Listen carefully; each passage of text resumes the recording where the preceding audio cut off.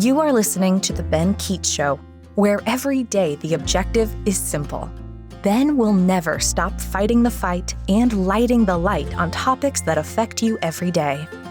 Howdy, folks. Welcome to The Ben Keech Show. My name is Ben Keech, and I'm elated to have you here today as we start into some new stuff. Season 2 is kicking off with the podcast. It's going to be a lot of differences, and I'll kind of give you a lay of the land here and what this all is going to look like. So basically, I'm going to switch my title. Season 1 was What's Wrong With, and then we had our topics that we looked at together. Season 2 is going to be Problem Solved, and then there's going to be a heading underneath there. The reason for this is really trying to have the mentality with my show to solve problems, to give solutions. And that's why else would I be doing this? I'm somewhat interesting to talk to or listen to, but at some point I'm going to get bored with myself unless we're actually doing something tangible, which is the purpose. Number 2, more guests from all across the country. I've been spending the last month talking with people who have podcasts, people who don't have podcasts, really interesting stories. And so the goal of season 2 is going to be more people. And there's a lot of things in the work for that I'm super excited about. So stay tuned. The first couple episodes is just going to be this guy, but after we kind of get going, you'll see some of the things I have in store and kind of the organization of that I've been working hard on. Number 3, I have decided over the last month also that I am going to be starting a coaching business. I want to take some of the conversations I've had with you guys, some of these podcast episodes, and really try to extend out and help more people.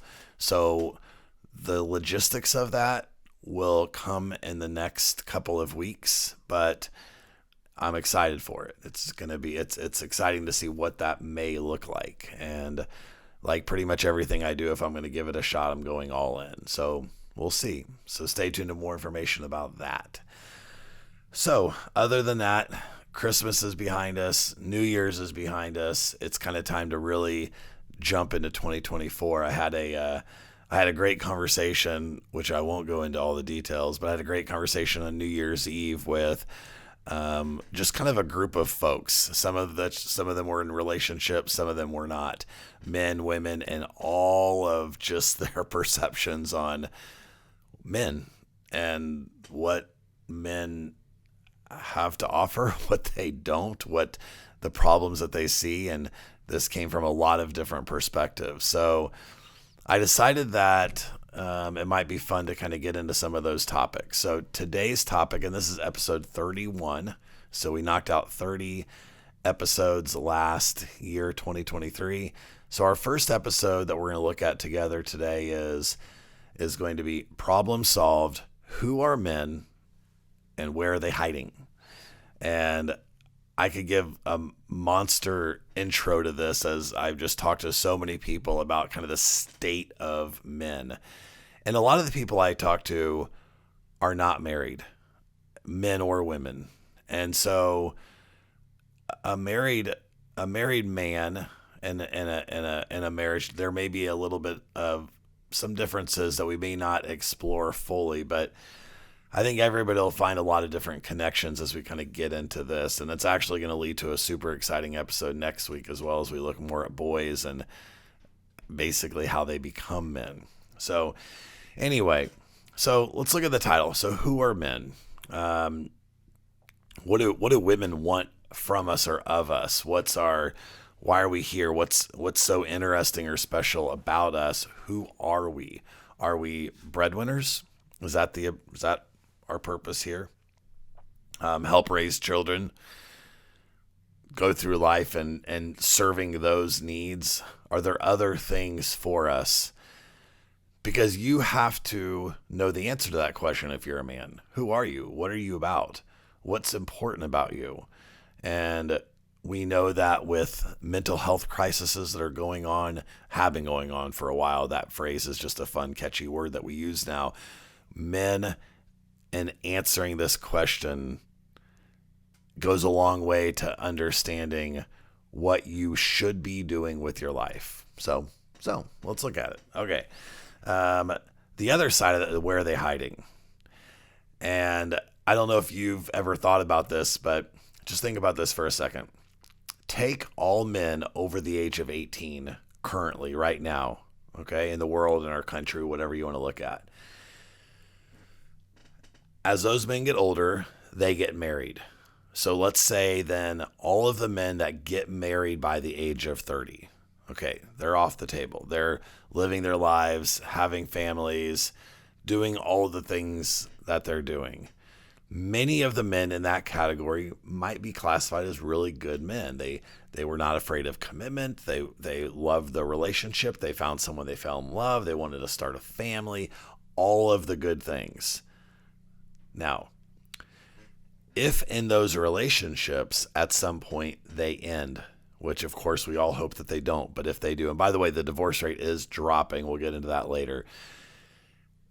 When you look at men that are single, 40s, 50s, 60s, and the women that are now trying to reconnect to find another relationship in their life, there's just not a lot of good ones. The best ones are there in your 20s. They get picked up. And so the deficit we have in terms of why I say, where are they hiding? At some point, these 50-year-old men, these 40-year-old men were deemed good men, or at least enough for someone to marry him. But what's going on now? And the reality is that if you are single in the second next phase of your life, if you're a man, there's many more good women to choose from.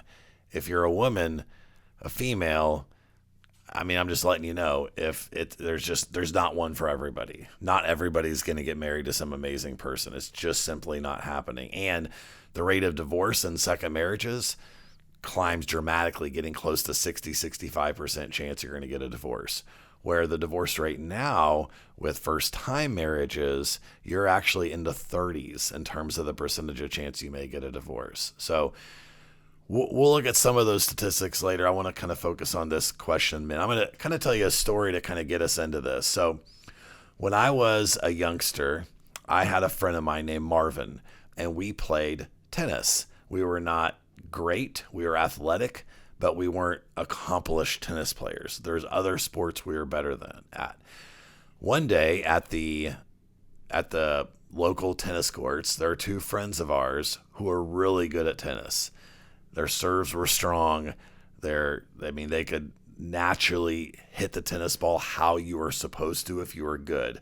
Whereas us, we're just kind of fighting to, just stay in matches. So they challenged us and they looked, oh my gosh, we're going to crush these guys. So we play the tennis match. They have all their strength, all of their, the fundamentals down, all of those things. My friend Marvin and I, we had one objective: just get the ball over the net. Just get the ball over the net. Eventually, these guys are going to make mistakes, but we're going to use our athleticism and just kind of a fight for survival, get the ball over the net. And we kept doing that, and we kept doing that. And we would have these really long, drawn-out points, but we would win, and we kept winning all the way to the end where we won this tennis match, which, by the way, this was 30-plus years ago today. And when I see these same guys, we still talk about it. I still talk smack against these guys. I'm better than you. It was about the mentality. It wasn't really about my skill. Now, why am I telling you that story? What's the connection to what we're talking about? Men in relationships, men in their life. Sometimes the best advice that you can do in terms of handling the woman you love, your children, your work, all of the obligations, is you have to not do anything. It's not about how spectacular you are. It's not about how much, I can afford this. It's not all about the big and the fancy and the flash. It's about consistency, and it's about simplicity, and it's the little daily things that keep happening. Just keep getting the ball over the net. Boom, something back comes. Just get it over the net. Like, don't let your ego get in the way to try to do something more than you're capable of doing. Don't get pissed and just, let all of that out of you. Just get the ball over the net. Just keep moving forward. This little thing and this little thing. And you just keep doing that. And when you're consistent with that, good things happen. When you're consistent about that, what you see is that is a form of leadership that's steady, that's stable, and people know what they're getting. When I'm playing in this tennis match, the frustration was building with these two friends of mine. They're trying to hit the ball harder. They're trying to be more pinpoint. And honestly, they didn't have the capacity to just hang in with us. We just frustrated them because eventually we were playing the long game and they were wanting to get it quick and over with quickly. And so that was ultimately our advantage. And when we're talking today about who are men and where they're hiding or what's going on, it's they're behaving in ways and doing things that are really honestly outside of what they should be doing and even outside of their own strengths because they don't know their own strength. They don't even know why they're here. There's confusion with all of that. And when men are confused about their purpose, they do stupid things. And when they do stupid things, their families suffer. All a woman really wants out of her man is consistency, focus. Who are you? What are you about? What are your goals? What are you trying to accomplish? Keep moving. Little by little is fine. They can be patient if you're moving and you have a plan. But there's nothing worse than a wishy-washy guy. There's nothing worse than a guy that just doesn't know where he's going or what he's doing, and he's going to try to power through some situation as if that's actually going to help. Okay. So let's look at some of these. Let's look at some more kind of specifics in this area of men. Okay.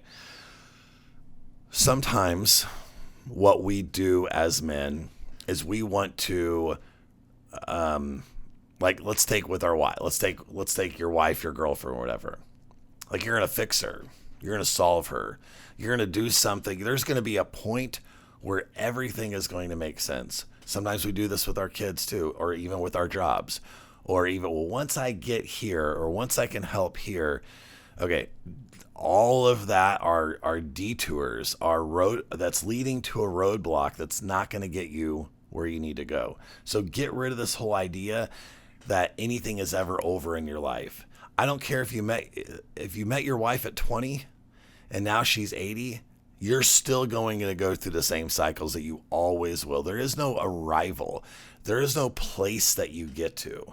Life is going to be an ebb and flow in your relationships, whomever they're with. And the first thing is accept that. What's more important than trying to fix or even always having to understand everything is what is your responsibility and what are the people that you love? What are they calling you to do? What do they want out of you? I'll give you a clue. What they want is love. We'll get to that in a second. Some of the women that are listening will kind of understand and relate to this aspect of men that many of us are guilty of. So when we have pain, when we have problems, when there's things that we don't understand and we're trying to figure out how we kind of live through that and how we go through that. A lot of times when there's something in us that's hurt, we shut down, we close off. We don't communicate it. We don't even necessarily understand it, and we shut down. And what happens with that is you have a problem that's not solved, and whether you realize it or not, that is affecting your day-to-day. That's affecting how you relate with the people that you love. And when that happens, the spiral has begun. You're not getting off of that spiral unless you do one really clear thing, is you have to take your pain, you have to take the things that are going on, and you have to open up it's like kind of like an open-handed approach. You have to open your heart, acknowledge, and even label what it is.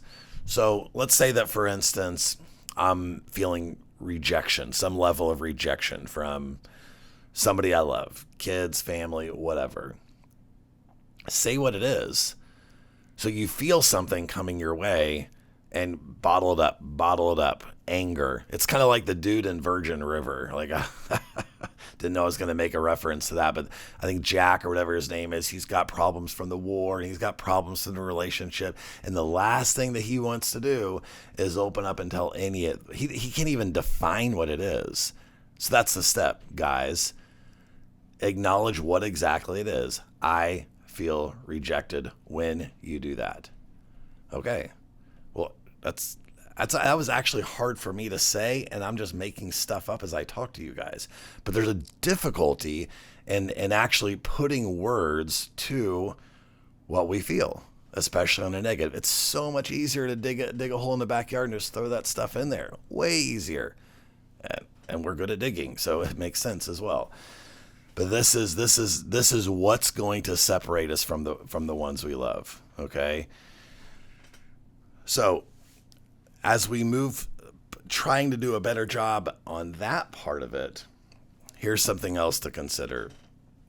So how many of us men live on our edge, let's say? So what I mean by that is, if you look at, if you think of a mountain, okay, and let's say that the top is our edge, okay? Most of us live on the slope of the mountain at some place. In other words, what we do with our life, we work, we love our families, our kids, we survive and just kind of get through that. Maybe we have a hobby or two that we really care about, okay? But what we don't do is we don't push ourselves to where, and this is going to sound a little bit controversial, we don't push ourselves to why are we here? That's our edge. Our edge is a place that's almost borderline uncomfortable. It's a place where we're like, okay, so what is that for you? So for me, if I'm not living out in a way that tries to serve or help other people, then I look at my life as a waste. Like I can do these things. Like my edge is even in a sense above my family. Now you'd be like, oh, wait, whoa. Like let me explain what that means. When I'm living my life out of purpose and intentionality for how I'm created, how God made me, and really understanding what I have to offer, what I don't have to offer, where is my lane, where am I supposed to be? When I'm doing that, all people in my life benefit. What I'm not saying is that I'm brushing them off aside to only do my ministry. I'm not saying that. A lot of Christians can fall into that trap. I'm not saying that. I'm saying I know what it is, and I'm going to take steps in my life to do those things. I'm going to teach that to my kids. And what it does is from, in a relationship, in a marriage or whatever, a relationship, there's admiration for that. Like he cares. He wants to do these things. And here's the deal. We all have that to some level. We don't all know what it is. Some of us don't care, but we all have that. And when we live on that, there's a purpose behind us that's bigger than us and even bigger than our families, but our families benefit. The other side of the mountain, which I'm just going to say this one thing about, the other side, if you go too far, is you're just living in fake land, fictitious world. You're so disconnected from what reality is that you've almost created this whole other world that doesn't even really exist. And so you're a fraud. You're somebody that you're not in the realm that you're supposed to be. Now, getting to this point isn't easy, and it takes time, and it takes talking with friends and people and evaluating yourself and getting it to a place where you really understand what that is. I'll never forget one time I went on a date, and the date was she volunteers a lot for homeless people. And there's trucks where the homeless people live in Kansas City where they go and bring them food and clothing and just help them serve their needs. And when the truck gets to this homeless area, they come out of the woods, they come out of the woodwork, they're all around. And what we do is we talk to them, we have conversations. And so for some of you, like, where are you? Like you would have potentially the ability, one way or another, there's something in all of us men to live outside of ourselves. And that's the key. And a lot of times the complaint that women have in dating is you're just so selfish and full of yourself. this finding this kind of this edge in our life, and we should teach our boys when they're younger, but finding this place gets us to our best self and makes us a more dateable, lovable leader that we are made to be. Okay. Let's kind of move on to let's actually move on to the songs and the quotes and all these kind of fun stuff. So I like this. So the parenting advice is relatively simple today in this episode. The parenting advice is we are teaching our boys this from the beginning. What do you care about? What are your gifts? What are your passions? And it's not how good you are at Fortnite. And it's not even how many baskets you can make in a row. You have a place, Johnny, that you can get to. There is a place, there's something in you that's uniquely different than your classmates, your siblings, and maybe even most people that you know. What is it? And do you know what that does? It opens up an idea and a window about the purpose and the intentionality of their life, and it affects how they live their life. There's something to be doing all of this stuff for. We need to have conversations with our sons all the time about what this is. If we don't, the fear is that we will fall into this mentality of kind of basically people that are full of themselves, people that are self-absorbed. That's what happens when we don't show them the other sides of them. And then when we show them the other sides and we push them to their edge, it creates a humility. Isn't that interesting? It creates a humility to know what you're about and what you're supposed to do. It doesn't create an arrogance, because something of what we're about is to provide and be and do something for someone other than ourselves. Okay, that's the parenting advice. All right, let's go to the quote. I kind of like this quote. Could be potentially a little controversial, but not really. When a man shows up, where are they? When he shows up with a clarity of direction, knows where he's going, what he's all about. He shows that he's a statue of consistency. There's a strength, almost a pillar-like element of this is I know what I'm getting and what I'm not getting with him. He's not wishy-washy. He doesn't just go with the flow and become all of these other things. There is somebody that he is, and I know what that is. So when a man shows up with clarity of direction, being a statue of consistency, and showing endless gratitude for the people in his life, for the people that he loves, his family, his wife, his parents, the people in his life will always feel his presence and what he's about. Consistency, knowing where you're going, and then simply a gratitude for the people in his life. That creates a strong humility. The song is one of my favorites, and the song has line after line, and I absolutely love it. It's a song by Coldplay. We've done a few of theirs, called Up and Up. Okay, I'm gonna read a couple of lines because it's super interesting when you think about these in the context of a man. Because we kind of all go through this, and we've been at these seasons of our life, and it's a test. It's such a test. Okay, lying in the gutter, aiming for the moon. Here's my goals, and I feel like I'm so far away from that. Quit, give up, block yourself off. That's what men do. We don't want that. Trying to empty the ocean with a spoon. Like, I'm never going to accomplish. I'm never going to get to this place. Like, the job is so big, and I feel like I'm not making any difference. Keep moving. What we want to kind of view and what we want to be is the bird that's soaring above the flood. So we see the wreck, we see the mess, but we need to see it from a different vantage point. And this is probably my favorite and my final line here. Underneath a storm, an umbrella is sitting with poison that actually takes away the pain. The reference to this, and you really should go listen to the song and kind of read through all of these lyrics. It's super powerful. The chorus is amazing.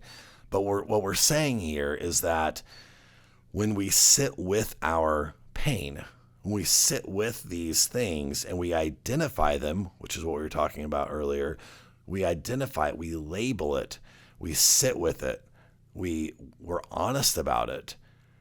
It actually that's the healing process. That's when our pain while the pain's there, we can't avoid it. It's there.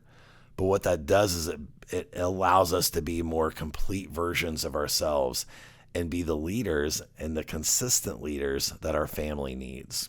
So anyway, folks, again, love seeing you guys here. We're very, very close to 500 subscribers on YouTube. All you got to do is go click that button, and then you get the notifications on your phone of when this is happening. I know, there's a man. Send this episode to him. Just throw it out there. It's a late Christmas present, whatever you want to say. But appreciate all the support. Keep the comments coming. I love it. I love when you guys make comments on the YouTube page or whatever that is, wherever you're listening, wherever you're watching. Love you guys. Thanks for tuning in. Episode 32 is going to be powerful, so I can't wait to see you guys next week. Have a great day. Bye. Thank you so much for listening. Let's keep the conversation going. You can reach out on Ben's website, www.benkeechshow.com, or on social media to chat. And please remember to subscribe so that you never miss an episode.